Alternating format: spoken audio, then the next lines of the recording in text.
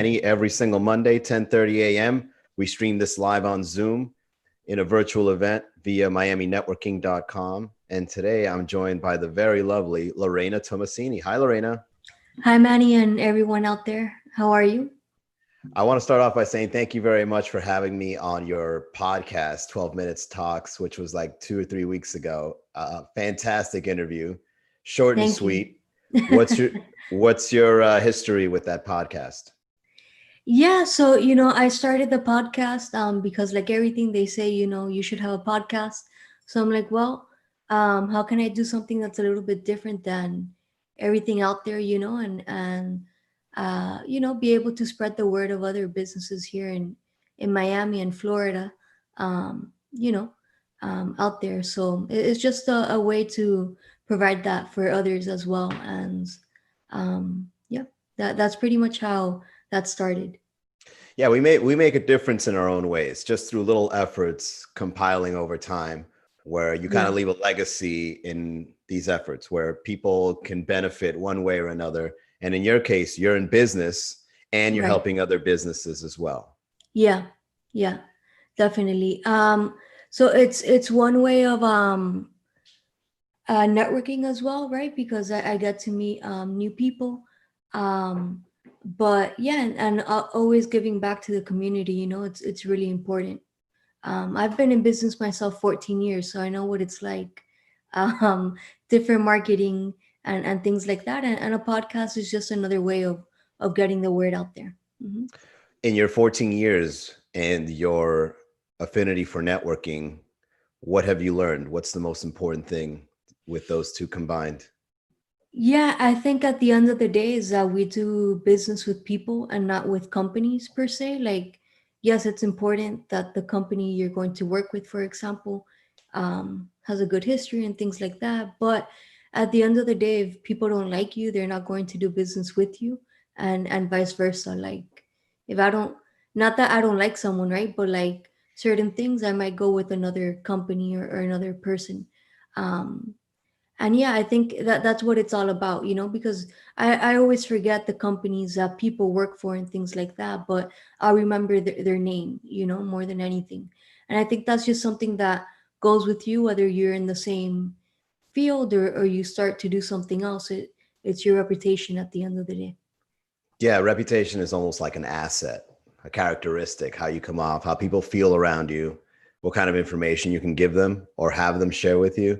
All those things come together in who you are, how you interact Hmm. with others. So, Lorena, I know that you're in the life insurance and health insurance industry, correct? Correct. Hmm. What made you get into it? Yeah, so I started, I went here to Miami-Dade and then FIU. I studied business administration and my major was finance. That's what my degree is, from FIU. And at the time, I had started working with my mom, who also does life and health insurance, and she had me as her appointment setter. And yeah, so one day I went with her to see a little bit more what she did, that type of thing. I always knew what my mom did, right? But it's one of those things that sometimes until you actually go and see in more detail. So I started as her appointment setter, then I got my license. And yeah, I just kept doing that. And it's what I've been doing for a long time because I really see that what I do makes a difference in people's lives, right? Whether it's that they can go now and get that medication, right? That's something life or death for a lot of people. But also with the life insurance aspect, a lot of what I do is not just if you pass away, which we all know eventually that's going to happen, but more importantly, what happens along the way, right? Like things like cancer, heart attacks, strokes, that a lot of times as business owners financially we might not be prepared for. So there's ways within the life insurance policies that you can get money if something like that were to happen. So yeah, I feel that it's not an easy conversation to have. Sometimes people might be a bit apprehensive, but it's, I think, an important one to have. Yeah. No, it's a very important one to have. Um, Having that security or feeling that no matter what happens, it'll all work out when there's always that safety net. And you have to kind of make sure I kind of see like an investment Hmm. um, where if you cover yourself in these unexpected emergencies, if it ever does come around, you're covered, from high-end medical bills to premature death. Who takes care of your family afterwards? And that feeling, I think, allows you to operate a little better with a little more confidence in your day to day. Yeah, definitely. Because what you're doing is you're transferring the risk from yourself to an insurance company, right?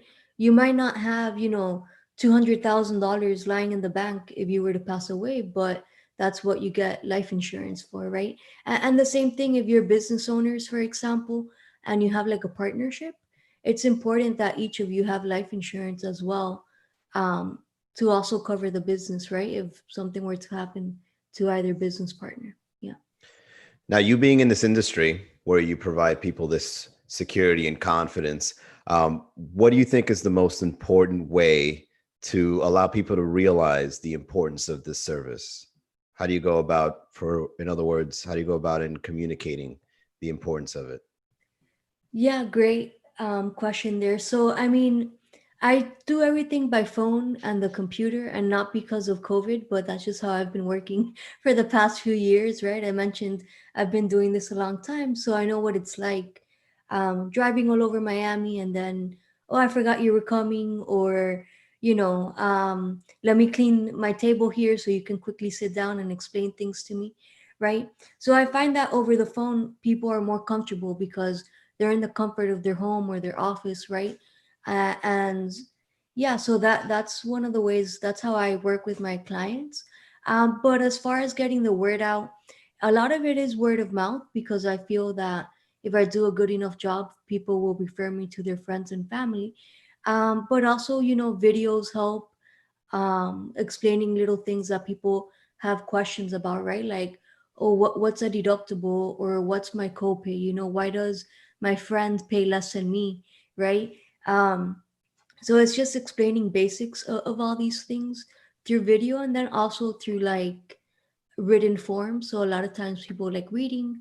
So it's just having information available to help people want to use it, and I think stories help a lot, because if I come to you with a lot of numbers and stuff, you're gonna tell me that's great, but I'm not gonna be one of those um 8 people that gets diagnosed with cancer, right? But if I tell you a story about somebody that something happened to them and how they were able to use their life insurance, for example, that might click more with people. Yeah, you provide that personal touch. You Hmm. customize the conversations based on their inquiries rather than just bombard them with data. Um, how do Yeah. you explain? Because I know in this industry, in order for you to find clientele, you have to be very trustworthy. This is a trustworthy kind of industry to be in, which Yeah. in business, any business benefits from trust, particularly more for those that are covering security and insurance, because I think you have to go that extra level, because it's not just a one-time transaction, it's ongoing. And then when something major happens, you're going to have to be there. So Right. it's trust in a certain way that many other business don't have to establish. How would you define it? How do you build it? What's your secret when it comes to trust? Yeah, so a lot of the trust comes actually from the insurance companies I represent. So I'm a broker, and that means I represent different companies to really be able to find the solution for this particular client. Because, like you mentioned, it's not, I always say this isn't a one size fits all. So it's really about finding that solution for that person. So building that trust is just from that initial phone call, that I'm actually asking you questions to be able to find solutions for you, right? Because this isn't a pair of shoes that I'm selling, right? It's not like the shoes that fit your friend, they're not going to be the same ones that fit you. So this is kind of the same thing.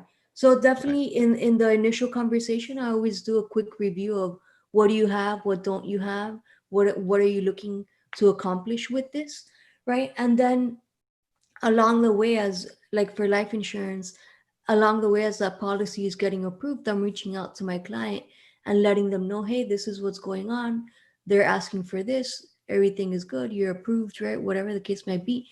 But also building trust in that if you call me with a concern or something, that I actually pick up the phone. And it might not be right when you call me, because I am a busy professional like everybody else, but I do have that courtesy of returning someone's call within 24 hours, or if you send me a quick text, I'll let you know, hey, I'm with another client. I'll get back to you as soon as I'm done. So I think all of that is trust, that this isn't a one time deal that you bought a policy from me and you never hear from me, which I think unfortunately that happens often. People tell me, oh, I don't know, I bought that policy 5 years ago and I've never heard from that person again. So it's definitely having things in place that you can be in constant contact with your clients. Great. Yeah, that's very true. Where a lot of people go through these high-end insurance, health, retirement, these lifelong decisions with someone. And then once they have you sold, they then move on to the next client rather Right. than realizing this is something you have to nurture. And it's almost counterintuitive that even though you've already gotten the sale, that you may think as a salesperson your job is done when it's really not. It's just beginning with that particular person, because now the next phase would be getting referrals, uh, that building even more trust to get those referrals and being the go-to person. It almost feels like in your industry you have to build this network of trust for potential customers. Definitely, definitely. And everything is they say the hardest part is getting a client. And I think that's just one part of the aspect of any sales job in particular, right? It's also being able to say that's a client for life, right? Mhm. Whether it's selling them another product or helping them with some minute customer service type thing, right? Um, so it's always being there. And yeah, it's definitely a lot is building that trust, right? On the beginning and the future. And I think a lot of it depends too for people. Like, why do you do what you do? Like, if you're just doing it to get a sale and make a living, that's fine. Nothing wrong with that. But I think it's important also to have a bigger reason why you do what you do. Like a big aspect of why I do what I do is because I lived firsthand. Like my dad, he was a business owner, and I saw what it was like for him to go through cancer. And he was a very healthy individual. And out of nowhere, he got a cancer diagnosis. So I saw what it was like to not be financially prepared um, for something like that. He survived and everything was fine. And but it's important to have a big reason of why you do what you do, and it doesn't necessarily have to be a personal connection, right, to something else. um, but I think that really helps out when things get tough, because a lot of things are not in your control, the economy and all these other things, right? um, so it's really focusing on that at the end of the day to then be able to provide that great service to your clients. That's awesome. So, based on your experience, you're able to have a little more compassion with the people that you deal with, because you know that it can be a pivotal moment in their life when it's needed, and you know that it's not just a transaction. That's a great story to share. That feeling and emotion sometimes is the best way to build a bond with another human being, and having that story allows you to convey that importance to someone else, that like I've been there, a family member has been affected, I know the importance of this health insurance, and I want you to never go through this kind of insecurity of someone accidentally Yeah.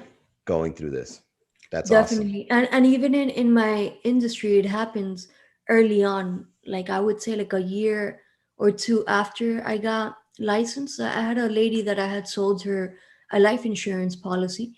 And when I went to do her review, I told her, I realized that you have this life insurance policy with me, and that's great. Your family is protected if you pass away. But what about you? And if something happens to you, like cancer, how are you going to continue paying your bills and everything else if that were to happen? And she looks at me and she's like, yeah, that's a great product, but I don't really need that because, I already have this policy. And you know what? In my family, that's not something that ever happens. And I was like, okay, I did my best of explaining to her the benefits of getting an extra life insurance policy with these living benefits. And I'll never forget the phone call like 3 or 4 months later where she's like, hey, Lorena, I remember you told me about this policy that pays me in case of cancer or heart attack, right? Things like that.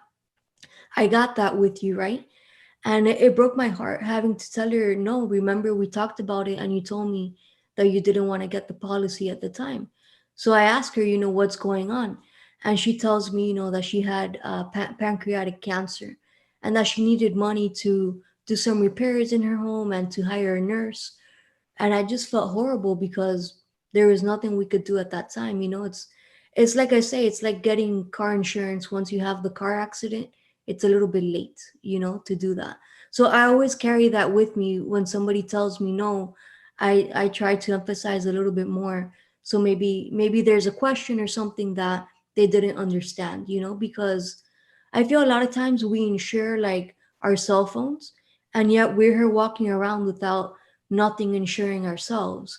And our ability to work is really all that allows us to provide food at the table at the end of the day. And if we're not able to do that because of some health condition, then what? Yeah, yeah. These unexpected things are definitely devastating when they come around. So speaking of devastating, so we're doing this interview in the pandemic. Do you have any Yeah. sort of advice as a life and health insurance person in this Ye- era? Yeah, there's been a lot of changes in the industry, and I think they're positive changes. For example, for health insurance, if you have health insurance, right? No matter if it's through the marketplace or Obamacare, as people like to call it, or through your job, or if you have Medicare, a lot of the companies are waiving a lot of copays for like doctor's visits, exams that are related to COVID, right? So it's not just I want to go for my regular checkup. If you have a copay for that, that's a different story. But if it's something related to COVID, a lot of the companies are waiving a lot of the copays. I always say reach out to your insurance company to get the information for you. Don't just go based off of what somebody said on a Facebook Live interview, okay? And then for life insurance, there's been definitely great changes for you to get that off your check to-do list. So a lot of companies before would require medical exams to get life insurance, but because of COVID, there a lot of them are saying no, you can get up to 1 million in coverage without having to do a medical exam and still qualify for like really good rates based on your health and things like that. So they're making it a lot easier to get life insurance by removing that hurdle of having to have someone go to your house and do the blood work, which a lot of people don't like needles to begin with, right? So definitely, reach out to me and I'll be more than happy to give you a quote for that as well. And then I also want to point out a lot of people are unfortunately being laid off, right? With everything going on. If somebody had health insurance through their job, that person now has a special enrollment to qualify for health insurance. So I always say this is a very personalized thing. Reach out and we can help you really define what that looks like for you and your family. So for anyone that's listening out there and it's still the pandemic, which I think will stick around for a little while longer, if you have any questions, inquiries, concerns, definitely reach out to Lorena. She specializes in this kind of stuff, especially going through all the growing pains that we're going through during this phase. Lorena, to close it off, so I know that you mentioned your mother and your father were business owners, and now you are as well. Give us some advice, some of the things you've learned in your own personal experience starting and growing your own business. Awesome. So, Manny, thank you so much for having me on. I would say, if you think you need to make, I don't know, 20 phone calls to get a client, do more than that. Do 40 phone calls, 60 phone calls, whatever it is, because um, you just might need to work more than what you think you need to do. And don't fall into that trap of, oh, I work from home, so I can lay by the pool. No, you need to set certain hours that you work. And it doesn't necessarily mean now that you need to work 80 hours a week to be successful. I don't think that's true. I think if you really focus your time and say, okay, today from 9 to 10, I'm going to only be making phone calls. And then from 11 to 12, I'm going to reach out to people on LinkedIn, right? So really focus on what really matters for your business and not get diluted by like little things like, oh, let me figure out how to do this on Facebook or whatever. Like that might be important, but maybe set that aside, um, time aside for that outside of business hours. And yeah, and I think picking up the phone and being customer service is important, but don't also make that busy work and thinking that you're doing something that's going to lead you to success. Yes, it's important, but you also need to be out there looking for new people to help. Yeah, when it comes to, I'd say, providing the value that your business provides, it's a relationship. So anything that you do within a business that establishes relationships is priority. Yeah. And sometimes it takes a little bit of discipline, if not a lot of discipline, because establishing relationships may seem like it's a lot of work, but in the long run, you're establishing relationships. There's no transactions without there being a relationship. There's no movement of value unless somebody out there recognizes you for what you do, trusts you for what you do based on your competency, your reputation, ease of use, convenience, and all these things come together with something as simple as a phone call, right? Yeah, definitely, definitely. And I think it's also important to set boundaries, like with when you answer phone calls, because I've done it myself. Like a client calls me at 7 and I'm like, oh, hey, but realistically, no other insurance company is open at that time. So I've learned to be like, okay, let me, either I'll just send them a quick text and be like, hey, I saw your call. I'll return during business hours from 9 to 6 or whatever that is, right? Um, so yeah, so you don't burn out. I guess it's important to develop Yeah. those boundaries, right? Yeah. Yeah. Burnout as an entrepreneur is definitely something that you've got to manage.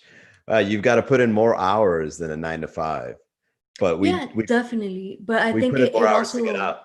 yeah, yeah, but I think it definitely helps to delegate certain things. Like it's something I've had to learn as a business owner because I'm very like, if I don't do it, it's not gonna get done right. But I kind of had to let that go a little bit because in order to succeed, there are certain things that I don't need to necessarily be doing, like creating posts for Instagram and Facebook. That's great, but that's not my job, right? So if I could outsource that every now and then, right, and maybe just be like, okay, that looks good, let's post that, right? um so it's learning how to delegate as well, I think, is important. Yeah, once you're, I mean, I've been there. So you start off as a solopreneur, you wear all the hats, and then once you grow to a certain point, you can then start finding things like virtual assistant or a manager of some sort, and then you have to do the training. But in Yeah. the end, I agree with you 100% that it's really about the communication, and the communication is what establishes a relationship. And sometimes, if you put in the effort to communicate with someone, if you go out of your way, and someone can tell how serious you are based on you calling them first thing in the morning, or like you mentioned, when someone gives you a text message. I mean, when someone calls you and you give them a text message, say, hey, I saw your phone call, I'll give you a call the next day. That's acknowledging that you're going out of your way and not just throwing people aside when a Ex- relationship is to be had. yeah, yeah, because I always say, like, how do I like to be treated? Like, I feel ignored. Not that somebody needs to automatically send me a text or call me back or anything like that, right? But I think we all live with our phone attached to the hip sometimes, like they say. So just saying a quick thing like, hey, I saw you called, especially if I don't know why that person called me at 7 in the morning. Maybe they're having an emergency and they forgot what hospital they can go to, right? So if I can at least let them know, hey, I saw what that you called, I think that that helps. So for those listening, make sure you reach out to Lorena Tomasini on MALM, or is it Malm? Yeah, a mom, but MALM because sometimes people don't hear it. Is that an acronym? Yeah, so it's my mom's first and middle name and my first and middle name together. Got it. MALM, Life and Health Insurance Agency, by visiting malmins.com. What's the number they can reach you at? Sure. So the best number to reach me at is 786-236-1792. Again, that's 786-236-1792. And by the way, I also speak Spanish. If for a parent or something like that that speaks Spanish, I'll be more than happy to help as well. Great. Thank you so much, Lorena, for this interview. And for those that are looking for health or life insurance here in Florida, make sure you reach out. I'll see you next time, Lorena. Have a Thank you great so week. much, Manny. Bye bye.